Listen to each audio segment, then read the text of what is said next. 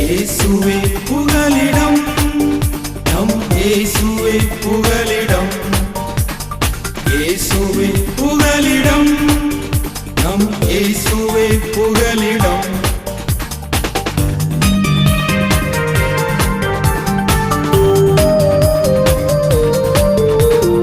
ஆறுகளை நாங்கள் கடக்கும் போதும், மலைகளை தாண்டி நடக்கும் போதும், ஆறுகளை நாங்கள் கடக்கும் போதும், மலைகளை தாண்டி நடக்கும் போதும், இன்னட்டும் எங்களை இவை போல் காத்தது சுவிசேஷம் சொல்வதற்கு.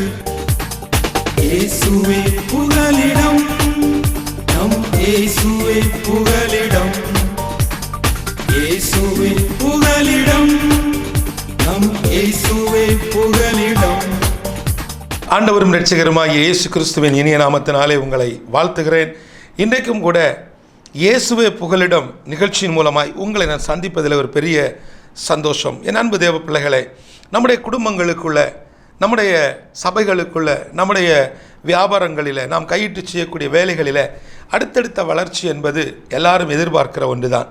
அதைத்தான் ஆவிக்குரிய வார்த்தையில் ஒரு உயிர் மீட்சி என்று சொல்லுகிறோம், ஒரு எழுப்புதல் என்று சொல்லுகிறோம். அதாவது நான் இருக்கிற நிலையை விட்டு அடுத்த நிலைக்கு நான் மாறுவது. அதில் அடுத்தது மிகப்பெரிய ஒரு நிலை மறுரூப அனுபவம்.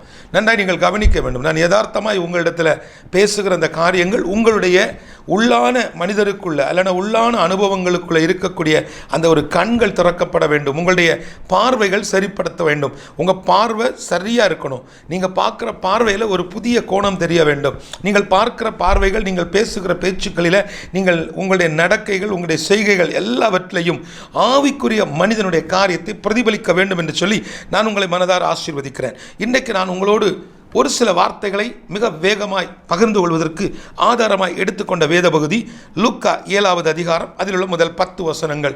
லூக்கா 7இல் உள்ள முதல் 10 வசனங்களை மட்டும் மையப்படுத்தி நான் ஒரு சம்பவத்தோடு கூட இந்த வார்த்தையை நான் உங்களுக்கு அன்பின் பகிர்வாக தர வாஞ்சிக்கிறேன். இங்கே தெய்வீக சுகத்தை குறித்த ஒரு அனுபவம், ஒரு உணர்வு எனக்குள் உண்டாகிறது. ஏனென்று சொன்னால், இன்றைக்கு நம்முடைய குடும்பங்களில், நம்முடைய பிள்ளைகளிடத்தில், நம்முடைய பெரியவர்களிடத்தில் பார்க்கும் பொழுது ஒவ்வொரு குடும்பங்களிலேயும் இந்த சுகத்தை குறித்த அல்லனா வியாதியை குறித்த, நோய்களை குறித்த மனவேதனைகள் பயங்கரமாக கூடிக்கொண்டிருக்கிறது.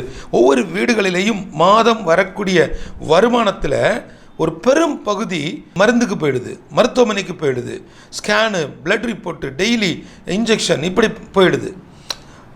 தேவனுக்கு கொடுக்கணும்னு சொன்னால் 1%, 2% கணக்கு பார்க்குறோம். கர்த்தருக்கு கொடுக்கணும், ஊழியத்துக்கு கொடுக்கணும், நேபாளுக்கு கொடுக்கணும். ஐயா, உங்கள் சபையிலிருந்து ஒரே ஒரு மிஷினரிக்கு நீங்கள் உதவி செய்யுங்க அப்படின்னு சொல்லிட்டு ஒருத்தருக்கு பின்னாடி எனக்கு தெரிஞ்சு நான் 7 வருஷமாக ஒரு போதகர் இடத்துல, ஏன்னா என்னுடைய உணர்வில் அந்த மனிதனுடைய கரத்தை கொண்டு கர்த்தர் நேபாளத்தை வலுப்படுத்துவார் என்று சொல்லி அவரிடத்தில் எல்லா வருஷமும் நான் போய் கேட்பது உண்டு. ஒவ்வொரு வருடமும் அவர் எனக்கு சொல்லுகிற காரியம், இல்லை கஷ்டம், நெருக்கம், சர்ச்சில் இவங்க அப்படி, சர்ச்சில் அவங்க அப்படி, எங்கள் சபையில் தசமபாகம் இல்லை, அது இல்லை, நான் வாயை திறந்து யார்ட்டையும் ஒன்றும் கேட்க மாட்டேன், இப்படிலாம் பேசுவார். ஆனால் ஒவ்வொரு முறை நான் பார்த்து கொடுக்குறேன். இப்போ எதற்காக சொல்லுகிறேன்? இது ஏதோ நான் எனக்கு எதுவும் கொடுக்காததுனால, இது ஏதோ ஒரு ஊழியத்துக்கு தராததுனால, நேபாளுக்கு கொடுக்காததுனால இவருக்கு ஏதோ ஒரு சாபம் வந்துருச்சு, அப்படி இல்லை. ஆனால் நான் ஒரு தனிப்பட்ட முறையில் நான் அவரிடத்துல பழகும் பொழுது ஒரு மாதத்தில் ஏகதேசம் 10,000 to 15,000 ரூபாய் அவருக்கும் அவருடைய மனைவிக்கும் மருத்துவ செலவாகிறது. நீங்கள் நன்றாய் புரிந்து கொள்ளணும். இந்த வார்த்தையை நீங்கள் வீடுகளிலிருந்து கவனிக்கிறீங்கன்னா, அருமையான போதகர்கள், அருமையான தேவ ஊழியர்கள், கர்த்தருடைய ஊழியத்தை செய்கிறவர்கள், குடும்ப தலைவர்கள், நல்ல பிஸ்னஸ் பண்ணுறீங்க, ஒரு நிமிஷம் உங்கள் வீட்டை திரும்பி பாருங்கள். உங்கள் குடும்ப தலைவர்கள் உங்கள் மனைவி இடத்துல கேளுங்க, மாதம் எவ்வளோ ரூபா நம்ம நல்லா வாங்கி கொடுக்குறோம். வீடுகளுக்கு நிறைய பொருட்களை வாங்கி போட்டுடுறோம். நிறைய இதுகளை நம்மளோட ப்ரொவிஷன்ஸ் எல்லாம் இப்போ இன்டர்நெட்டில் ஆர்டர் பண்ணிடலாம். பிள்ளைகளுக்கு ஒன்று தேவைன்னா உடனடியாக அமேசான், ஃப்ளிக்கர், இப்படி எல்லாத்துலேயும் ஆர்டர் பண்ணி, ஃப்ளிப்கார்ட் எல்லாத்துலேயும் வாங்கிடுறோம். நன்றாய் புரிந்து கொள்ளுங்கள். இது எல்லாத்தையும் வாங்கி போடுகிறோம். ஆனால் நம்ம வீட்டுக்குள்ளே நம்ம சொல்லாமலே, நம்ம எதிர்பார்க்காமலே, நம்ம கேட்காமலே, நம்ம கூப்பிடாமலே அலையாத ஒரு விருந்தாளியாக அங்கே நம்ம வீட்டுக்குள்ளே நிறைய ஸ்கேன் ரிப்போர்ட்டு, நிறைய பிளட் ரிப்போர்ட்டு, புதுசாக அடிக்கடி டாக்டர்ஸை பார்க்கக்கூடிய கன்சல்டன்ட், பிள்ளைங்களை கூட்டிகிட்டு போகிறாங்க, மனைவி உடம்பு சரியில்லை ஹாஸ்பிட்டல் போகிறாங்க, கணவரை கூட்டிகிட்டு போகிறாங்க. இப்படி பல காரியங்களை நீங்கள் நின்று ஒரு பேப்பரில் எழுதி ஒரு கணக்கெடுத்து நீங்கள் பார்த்தீங்கன்னு சொன்னால், நீங்கள் மாதம் சம்பாதிக்கிறதில் உள்ள பெரும் பெரும் பகுதி மருத்துவமனைக்கு போகுது. ஆனால் நான் உங்களுக்கு சொல்லுகிற காரியம், உங்கள் சபைகளுக்கு, உங்களுடைய குடும்பங்களிலிருந்து சரியான முறையில் தேவனுக்கு கொடுக்க வேண்டிய காரியத்தை, தேவனுக்கு செய்ய வேண்டிய காரியத்தை, தேவன் எதிர்பார்க்கக்கூடிய காரியத்தை, தேவன் உங்களுக்கு நீ வைத்திருக்கக்கூடிய இந்த நியமத்திற்கு நீங்கள் கீழ்ப்படிந்து, ஹல்லேலூயா, கீழ்ப்படிந்து, இந்த வார்த்தைக்கு கீழ்ப்படிந்து உங்கள் வாழ்க்கையில் இன்னைக்காவது இன்று ஒரு நாளாகிலும் நீங்கள் உங்கள் மனதை தேவனுக்கு நேராய் திருப்புங்கள். ஒரு நிமிஷம் நின்று பாருங்கள். பாஸ்டராக இருக்கலாம், நீங்கள் பெரிய பிஸ்னஸ் மேனாக இருக்கலாம், நீங்கள் ஒரு பெரிய பொலிட்டீஷியனாக இருக்கலாம். ஒரு செகண்ட் நீங்கள் காரில் உட்காந்துருக்கிறீங்க, தயவு செஞ்சு கணக்கு பாருங்கள். உங்கள் வீட்டிலேருந்து வரக்கூடிய மாதம் 50,000 ரூபாய் நீங்கள் சம்பாதிக்கிறீங்க, வருது 30,000 ரூபாய் அப்படியே மருத்துவமனைக்கு போயிடுது. இன்றைக்குள்ள மருந்துகள் ரொம்ப விலை, நிறைய விலைவாசிகள். ஸ்கேன் ரிப்போர்ட் போய் பார்க்குறோம், 3 மாதத்துக்கு ஒருக்கா ஸ்கேன் எடுத்து பார்க்கணும். நான் சொல்லுவது அவசியமான காரியங்களை தாண்டின காரியம். ரெகுலர் செக்கப் என்பதை தாண்டின காரியங்கள், வீண் செலவுகள் உள்ளே வந்து கொண்டிருக்கிறது. இன்றைக்கு உங்களுக்கு தேவை ஒரு தெய்வீக சுகம். ஒரு மனிதன் சொல்லுகிற சுகம் அல்ல, ஒரு மருத்துவர் சொல்லுகிற சுகம் அல்ல, ஒரு மருத்துவமனை கொடுக்கிற சுகம் அல்ல, ஒரு லேபிலேருந்து தரக்கூடிய ரிப்போர்ட் அல்ல. இந்த பரிசுத்த வேதத்திலிருந்து உங்களுக்கு ஒரு ரிப்போர்ட் இருக்குது. இன்றைக்கு அந்த அறிக்கை என்ன, இந்த அறிக்கை என்ன சொல்லுகிறதுங்கிறத நம்ம தியானிக்க போகிறோம். என்னோட திருப்பிக் கொள்ளுங்கள். லூக்கா 7வது அதிகாரம் இதில் முதல் 10 வசனங்கள். இங்கே சொல்லப்பட்டிருக்கிறது, கப்பர்நகூமுக்கு இயேசு போன பொழுது அங்கே 100க்கு அதிபதியாக ஒருவனுக்கு, நன்றாய் கவனிங்க, 100க்கு அதிபதியாகிய ஒருவனுக்கு ஒரு வேலைக்காரன் மரணத்துக்கு ஏதுவாக ஒரு வியாதியில் கடந்து அவஸ்தைப்படுவதை இந்த 100க்கு அதிபதி பார்க்கிறான். நன்றாய் கவனிங்க, இங்கே 100க்கு அதிபதிக்கு பலகீனம் இல்லை, உங்களுக்கு பிரச்சனை இல்லை, உங்களுக்கு முதுகு வலி இல்லை, உங்களுக்கு எந்த கஷ்டமும் இல்லை, உங்களுக்கு தலைச்சுத்து இல்லை, நீங்கள் பர்ஃபெக்டாக இருக்கிறீங்க, ரொம்ப டிப்பாக இருக்கிறீங்க, ரொம்ப பார்க்குறதுக்கு ரொம்ப பர்ஃபெக்டாக, ரொம்ப அழகாக, ரெஸ்பெக்டபிள் பர்சனாக, மதிப்புமிக்க ஒரு மனிதனாக நீங்கள் இருக்கிறீங்க. ஆனால் உங்கள் வீட்டில் இருக்கக்கூடியவர்கள், உங்களை சார்ந்தவர்கள் பலகீனப்பட்டு கிடக்கிறார்கள். ஒரு விசை திரும்பி பாருங்க, உங்கள் வீட்டுக்குள்ளே என்ன நடக்குதுன்னு பாருங்க, உங்கள் வீட்டுக்குள்ளே என்ன நடந்துட்டு இருக்குங்கிறத நீங்கள் பாருங்க. ஹல்லேலூயா. என் அன்பு தேவ பிள்ளைகளை, பார்க்க மாட்டேங்கிறோம். வீட்டுக்குள்ளே என்ன நடக்குது தெரியாது. உங்கள் மனைவியையும் உங்கள் பிள்ளையையும் நான் கடந்த வாரத்தில் உங்கள் பிள்ளைய பார்த்தேன்னு ஒருத்தர் சொன்னேன். அவர் சொன்னார், அவள் மனைவி யாரையா பார்க்க போயிருப்பா, சும்மா பிள்ளைய கூட கூட்டிகிட்டு போயிருப்பேன். இல்லை, உங்கள் பையனோட கையில் ஒரு நரம்பூசி போடுறதுக்காக அந்த இன்ஜெக்ஷன் போட்டு அந்த இதெல்லாம் வச்சுருந்தாங்களே, என்னாச்சு, பிள்ளை எப்படி இருக்கான்னு கேட்டேன். அவருக்கு அது என்ன நடந்துனே தெரியாது. இவங்க ஹாஸ்பிட்டலுக்கு போனதே தெரியாது. நான் இதை எப்படி பார்க்கிறேன், தன்னுடைய கணவனை, தன்னுடைய குடும்பத்தின் தலைவரை, நம்ம வீட்டுக்காக கஷ்டப்படக்கூடிய இந்த மனிதரை கஷ்டப்படுத்தண்டாம், அவரை தொந்தரவு செய்யண்டான்னு ஒருவேளை இந்த சகோதரி மருத்துவமனைக்கு போயிருக்கலாம், பிள்ளையை கூட்டிகிட்டு போயிருக்கலாம். ஆனால் பிள்ளை திரும்ப ஹாஸ்பிட்டலுக்கு போகலையே, பிள்ளை அங்கே ஹாஸ்பிட்டலுக்கும் போகல, ஆஸ்பத்திரிக்குள்ளே இருக்கல, பிள்ளை வீட்டுக்கு தானே வருது. தகப்பனாக, ஒரு குடும்ப தலைவராக, ஒரு ஊழியக்காரராக நீங்கள் உங்கள் பிள்ளைக்கு என்ன ஆச்சுன்னு கேட்டிருக்கலாம், விசாரித்திருக்கலாம். இன்றைக்கு அநேகர் உங்கள் குடும்பங்களை குறித்து நீங்கள் ஏன்னு கூட கேட்கல. 100க்கு அதிபதி தன்னுடைய குடும்பத்தை நேசித்தது போல அவன் தன்னுடைய வேலைக்காரனை நேசித்திருக்கிறான். இங்கே சொல்லப்பட்டிருக்கிறது, அந்த வேலைக்காரனை குறித்து நான் பார்க்கிறேன். அந்த ஜெபிக்கிறோம். இன்னொரு சபைக்கு போனால் அங்கே ஆவிக்குரிய அனுபவத்தில் நாங்கள் ஜெபிக்கிறோம். அங்கே ஒரு 1/2 மணி நேரம் ஜெபம் நடக்குது. இந்த ஜெபம் எல்லாம் நடத்துகிறோம், இப்படியெல்லாம் ஜனங்களை உற்சாகப்படுத்துகிறோம், எல்லாம் செய்கிறோம். ஆனால் தெய்வீக சுகத்தை குறித்த உணர்வு நம் பிள்ளைகளுக்கு, நம் விசுவாசிகளுக்கு இல்லாமல் போய் கொண்டிருக்கிறது. இங்கே இந்த 100க்கு அதிபதி இயேசு கிறிஸ்துவை குறித்து கேள்விப்பட்ட பொழுது அவன் தன்னுடைய வேலைக்காரனை குணமாக்க வேண்டும் என்று அவரை வேண்டிக் கொள்ளும்படி யூதருடைய மூப்பரை அவரிடத்தில் அனுப்பினான். அந்த மூப்பர்கள் போய் இயேசுவிடத்தில் சொன்ன காரியம் என்ன, அவரை கருத்தாய் வேண்டிக் கொண்டு, ஐயா, நீர் இந்த தயை செய்வதற்கு அவன் பாத்திரவான், அவன் நம்முடைய ஜனத்தை நேசிக்கிறான், நமக்கு ஒரு ஜெப ஆலயத்தையும் கட்டினான். ஒரு ஆமென் சொல்லுங்களேன். நீங்கள் இவனுக்கு சப்போர்ட் பண்ணலாம், இவனை நீங்கள் தொடலாம், இவனுக்கு ஒரு அற்புதத்தை செய்யலாம், இவருக்காக நீங்கள் ஜெபம் பண்ணலாம், இவருக்கு எப்படி ஆகிலும் இந்த வேலைக்காரனுக்கு நீங்கள் உதவி செய்யலாம். ஏன்னா இந்த 100க்கு அதிபதியை குறித்து சொல்லுகிறான். இங்கே இவனுக்கு நீங்கள் இந்த தயவு செய்வதற்கு அவன் பாத்திரனாக இருக்கிறான், அவன் நம்முடைய ஜனங்களை நேசிக்கிறான், நமக்கு ஒரு ஜெப ஆலயத்தையும் கட்டினான். இயேசுவின் நாமத்தினால உங்களுடைய கிரியைகளுக்கு பலன் உண்டு. உங்களுடைய கிரியைகளை கர்த்தர் பார்க்கிறார். உங்கள் கிரியைகளை கர்த்தர் பார்க்கிறார். நீங்கள் கொடுத்த ஒரு பெரிய ஒரு காரியம், நீங்கள் கட்டின ஒரு ஜெப ஆலயம், நீங்கள் செய்த ஒரு காரியம் ஒருவேளை அந்த மேகசினில் போடாமல் இருக்கலாம், ஒருவேளை உங்கள் சபையில் அது ஒரு கல்வெட்டாக இல்லாமல் இருக்கலாம், ஒருவேளை இதை குறித்து ஒரு பாராட்டு கூட யாரும் சொல்லாமல் இருக்கலாம், இதை குறித்து ஒரு தேங்க்ஸ் கூட, ஒரு நன்றி கூட ஒருத்தரும் சொல்லாமல் இருக்கலாம். ஆனால் அங்கே நீங்கள் பரலோகத்தின் பிரஜைகளாக இருக்கும் பொழுது நீங்கள் செய்த தான தர்மங்கள், உங்களுடைய நற்கிரியைகள் அங்கே எண்ணப்படும் என்பதை மறந்து போடக்கூடாது. இன்றைக்கி நிறைய இடங்களில் நம்ம முன்னாடி பார்த்துருக்குறோம் இல்லையா, இப்போ இருக்கான்னு எனக்கு தெரியல, பழைய நாட்களில் ஒரு 10-20 வருஷத்துக்கு முன்னாடி, 30 வருஷத்துக்கு முன்னாடி சபைகளில் ஒரு பெஞ்சு கொடுத்தா கூட அந்த பெஞ்சில் என்ன செய்வாங்க, பேரெல்லாம் பெருசாக எழுதியிருப்பாங்க. அது எவராது அழிச்சிருவான்ட்டு அதில் என்ன பண்ணிடுவாங்க, கடைஞ்சி வச்சுருவாங்க பேரை. அதை அழிக்கவே முடியாது. அதில் பசங்க இருந்து விளையாடிட்டே இருப்பாங்க, சிலர் அதில் பென்சில் போட்டு கலர் போட்டு அதெல்லாம் பண்ணிகிட்டு இருப்பாங்க. நல்லா புரிஞ்சுடுங்க. அது நான் அந்த நாட்களில் நான் குழந்தையாக இருந்த பொழுது என்னோடய சிந்தனை குழந்தையாக இருந்துச்சு.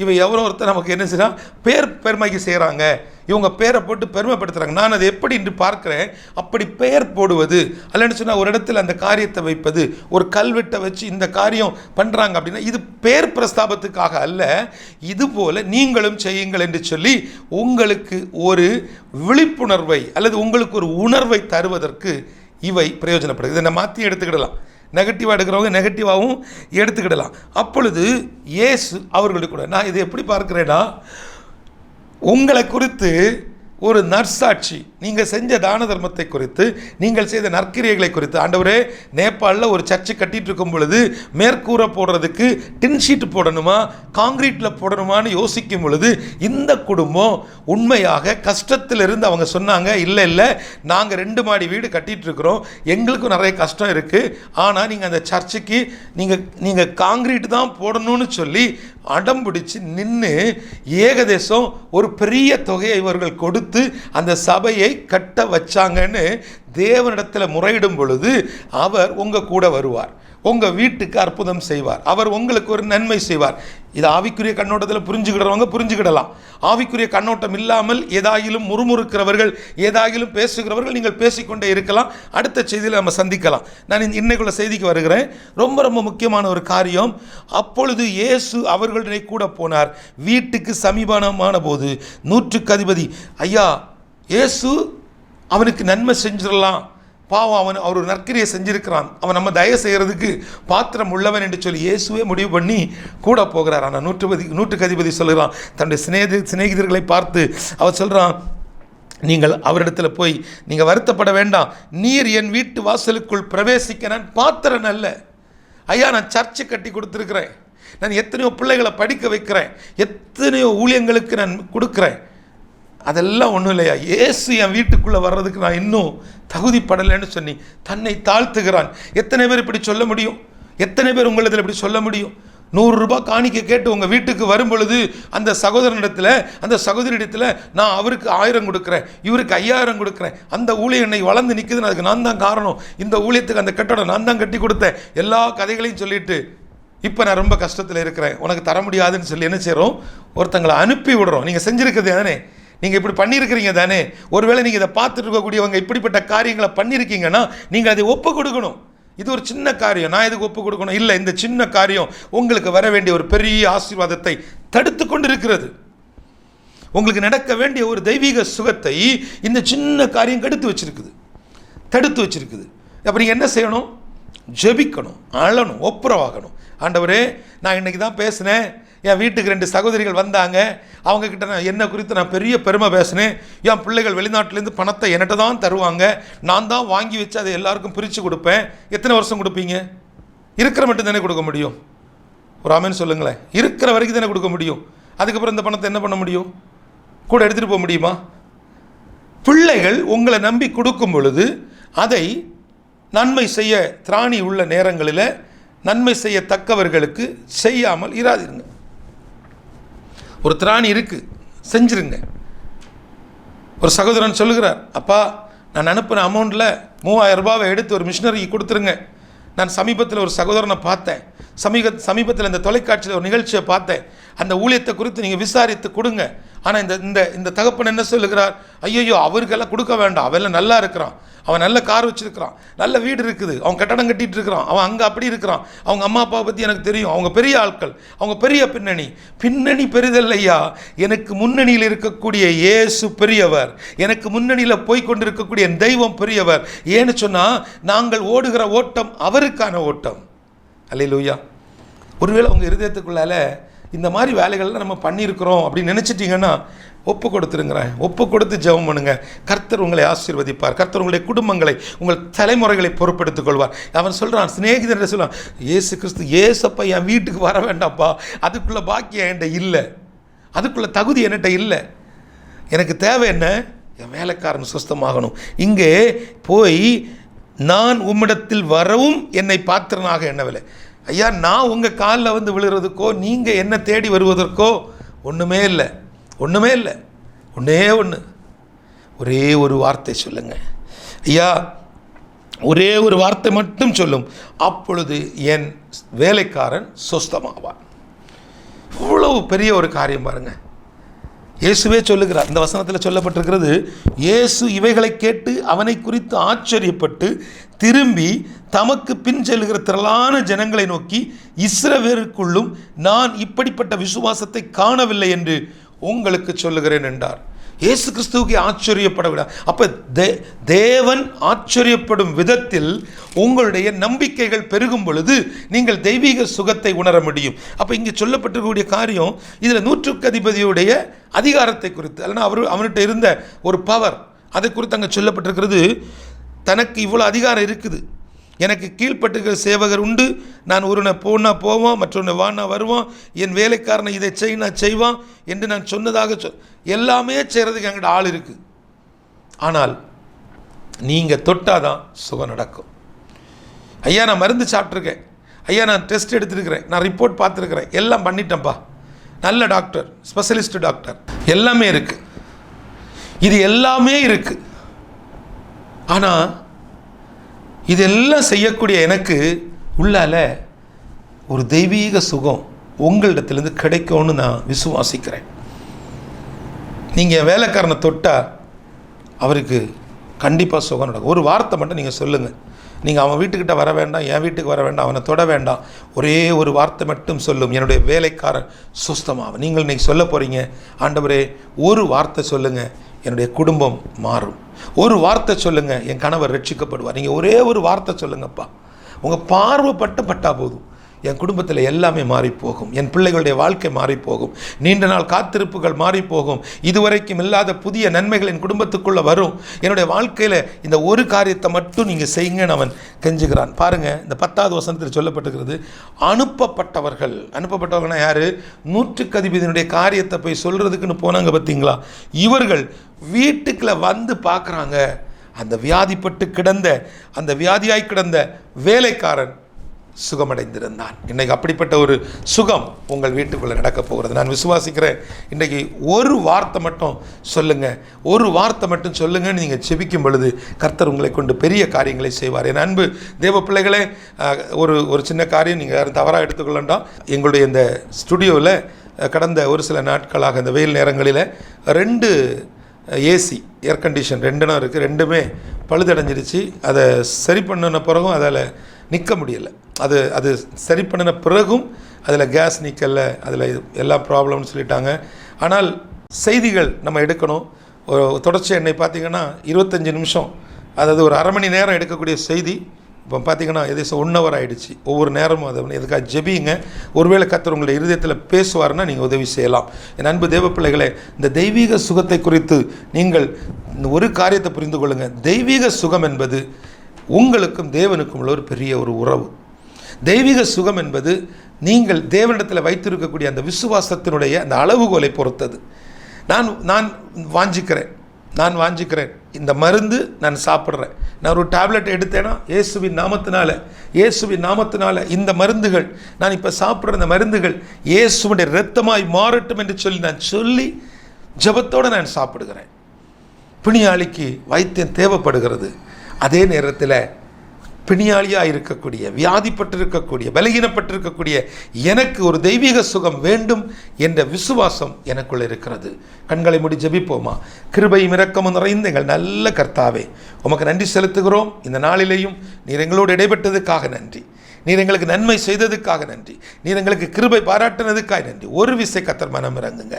விசேஷமாக இன்றைக்கு இந்த வார்த்தைகளை கேட்டவர்கள், இவர்களுடைய வாழ்வில் ஒரு உயிர்மீட்சி உண்டாகட்டும், இவர்கள் வாழ்வில் ஒரு நன்மை உண்டாகட்டும், இவர்கள் வாழ்வில் ஒரு எழுப்புதல் உண்டாகட்டும், இவர்கள் வியாபாரங்களில் ஒரு முன்னேற்றம் உண்டாகட்டும், இவர்களுடைய தனிப்பட்ட வாழ்க்கையில் ஒரு ஆவிக்குரிய வளர்ச்சி உண்டாகட்டும். ஆண்டவரே, இதை பார்த்து கொண்டிருக்கக்கூடிய போதகர்கள், ஊழியர்கள், கர்த்தருடைய நாமத்தை உயர்த்தக்கூடியவர்கள், ஆராதனை வீரர்கள், இதை யாராவது பார்த்து கொண்டிருப்பாங்கன்னா அவர்களுடைய உள்ளான அனுபவங்களுக்குள்ள தேவனுக்காக எதையாகிலும் சாதிக்கக்கூடிய ஒரு உணர்வை கர்த்தர் தர வேண்டும் என்று சொல்லி ஜெபிக்கிறோம். நாங்கள் வாழுகிற நாட்களில் எந்த ஒரு வீண் செலவுகளும் வீண் அலைச்சல்களும் எங்களுடைய குடும்ப எல்கைகளில் வராதபடிக்கு கர்த்தர் பொறுப்படுத்திக் கொள்ளுங்க.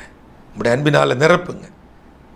விசேஷமாக நேபாளுக்காய் ஜெபிக்கிற, நேபாளுக்காய் கொடுக்கிற, நேபாள் தேசத்தை நேசிக்கிற ஒவ்வொரு குடும்பங்களையும், தனிநபர்களையும் கர்த்தர் பொறுப்படுத்திக் கொள்ளுங்க.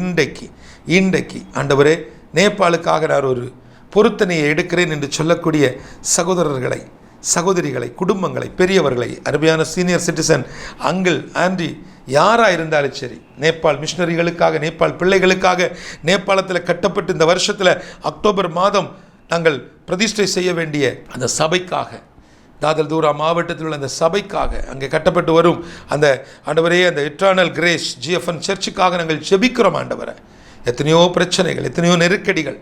கடந்த முறை அந்த சபையில் நாங்கள் அந்த அடையாளக்கல்லை வைக்கிற நாட்களில் எங்களுக்கு கொடுக்கப்பட்ட ஒரு சவால், எங்களை துரத்துகிற ஒரு அனுபவம், எங்கள் மேலே ஒரு கேஸை போட்டு காவல்துறையில் எங்களை ஆண்டவரே எப்படியாகிலும் எங்களை அந்த நாளில் ஒரு பெரிய அச்சுறுத்தக்கூடிய ஒரு சம்பவத்தை நாங்கள் பார்த்தோம். ஆனால் அதன் பின்னணியில் இன்றைக்கு ஒரு பெரிய ஒரு ஆராதனை மையத்தை அங்கே ஏற்படுத்துவதற்கு பரிசுத்த தேவன் ஆண்டவரே நீர் திருவுளம் பற்றியதற்காய் நன்றி ஆண்டவர். இன்றைக்கும் அந்த சபையை கட்டுவதற்கு, அந்த கட்டி முடிப்பதற்கு ஏற்ற குடும்பங்களை, உமக்கு சுத்தமான குடும்பங்களை என் தேவன் பலப்படுத்தும், ஏற்படுத்தும். எல்லாவற்றுக்கும் மேலே எங்களுடைய அன்பும் ஐக்கியமும் பெருகட்டும்.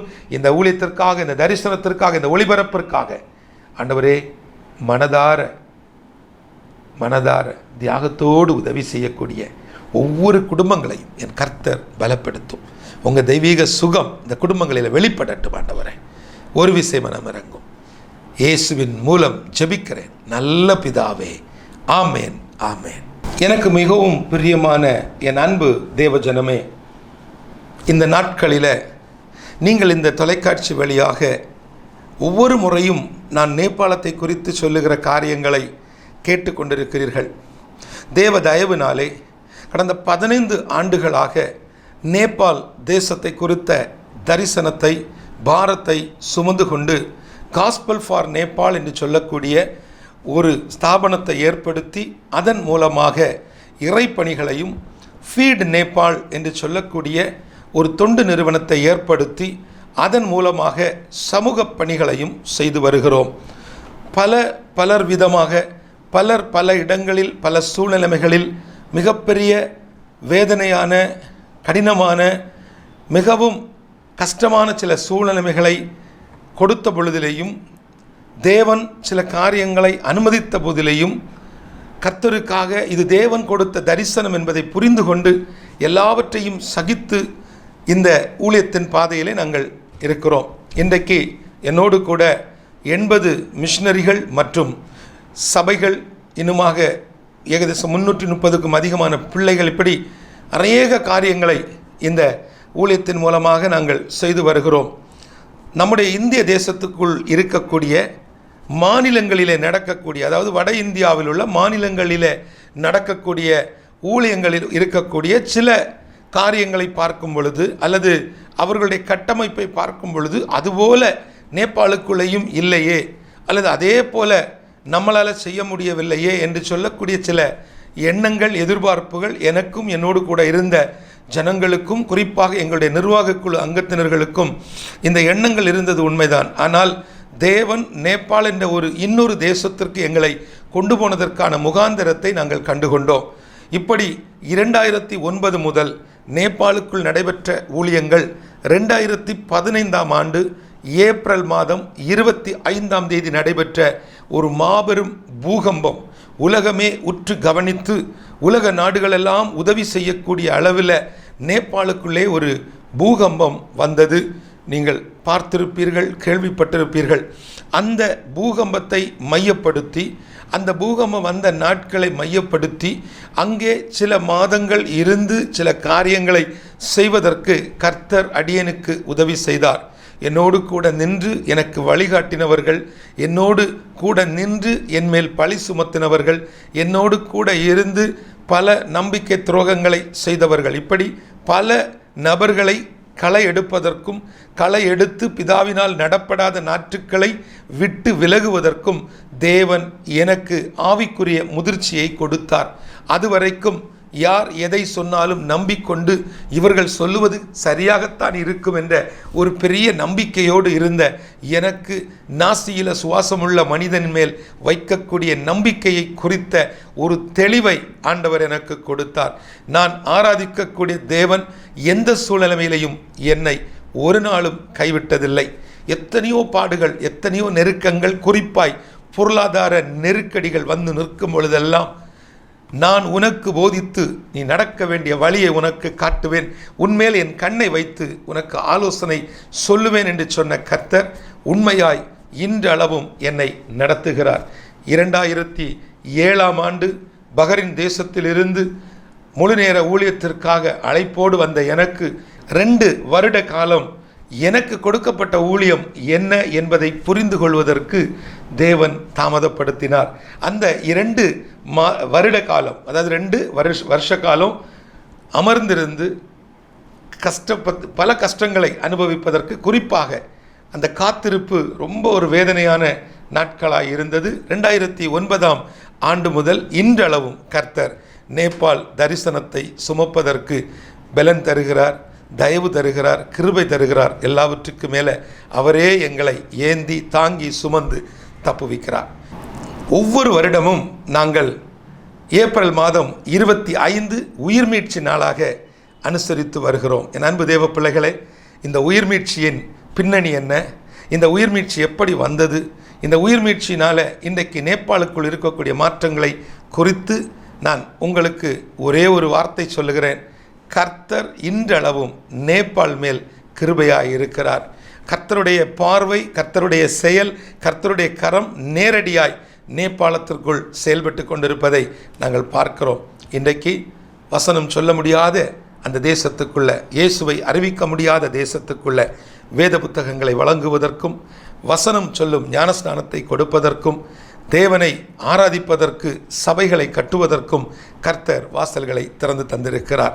என்னோடு ஒவ்வொரு 3 ஆண்டுகளுக்கு ஒரு முறை செயல் திட்டங்களில், தரிசனங்களில், அடுத்தடுத்த நிர்வாகத்தின் வளர்ச்சியில், தரிசனத்தின் விரிவாக்கங்களில், தரிசனத்தினுடைய அந்த எக்ஸ்டென்ஷனில் கூட நிற்கக்கூடிய சரியான தலைவர்களை, சரியான போதகர்களை, சரியான தேவ மனிதர்களை கர்த்தர் தருகிறார். சரியாக இனம் கண்டுபிடித்து இவர்கள் இப்படிப்பட்டவர்கள் உள்ளே வந்தால், உள்ளே நடந்தால், உள்ளே பேசினால், உள்ளே ஜனங்களை சந்தித்தால் என்ன நடக்கும், இப்படிப்பட்ட காரியங்களை கண்கூட நின்று பார்ப்பதற்கு தேவன் உதவி செய்திருக்கிறார். இன்றளவும் இந்த தரிசனத்திற்காக ஜெபித்த, உழைத்த, கொடுத்த உங்களுக்கு மனதார நன்றிகளை சொல்லுகிறேன். விசேஷமாக இன்றைக்கு உயிர்மீட்சி நாளாய் இருப்பதனாலே நீங்கள் இந்த வருடம் ஏப்ரல் 25 முன்னிட்டு நீங்கள் உங்களுடைய இருதயத்துக்குள்ள ஒரு உயிர்மீட்சியை குறித்த ஒரு எண்ணத்தோடு, ஜெபத்தோடு, நல்ல ஒரு பொருத்தனையை நேபாளுக்காய் நீங்கள் எடுக்கும்படி உங்களை மிக அன்போடு அழைக்கிறேன். இது உங்களுக்கு கொடுக்கப்பட்ட ஒரு வாய்ப்பு. இந்த வாய்ப்பை நீங்கள் பயன்படுத்துங்கள். தொடர்ந்து உங்களுக்காக நாங்கள் ஜெபிக்கிறோம். நீங்களும் அந்த நேபாள் தேசத்தில் நடக்கிற ஊழியங்களை குறித்த நேபாள் உயிர்மீட்சி சத்தியவாசகன் புத்தகத்தை நீங்கள் பெற்றுக்கொள்ளுங்கள். அதை நீங்கள் கேட்டிங்கன்னா உங்களுக்கு PDF ஃபார்மேட்டில் கொடுப்பாங்க. அதை நீங்கள் போஸ்ட்டில் கேட்டிங்கன்னா போஸ்ட்டில் அனுப்பி கொடுப்பாங்க. ரொம்ப முக்கியமான ஒன்று, ஒவ்வொரு முறையும் நீங்கள் நேபாளுக்காய் ஜெபிக்கும் பொழுது இயேசுவே நேபாளத்தை இரட்சியும் என்று ஒரு வார்த்தை சொல்லுங்கள். அந்த ஒரு வார்த்தை நேபாளுக்குள் உயிர்மீட்சியை கொண்டு வரும். மிகுந்த நம்பிக்கையுடன், மிகுந்த எதிர்பார்ப்புடன், மிகுந்த ஜெபத்துடன் உங்கள் அன்பு சகோதரன் மேத்யூ மற்றும் ஹெவன் டிவி குடும்பத்தினர்.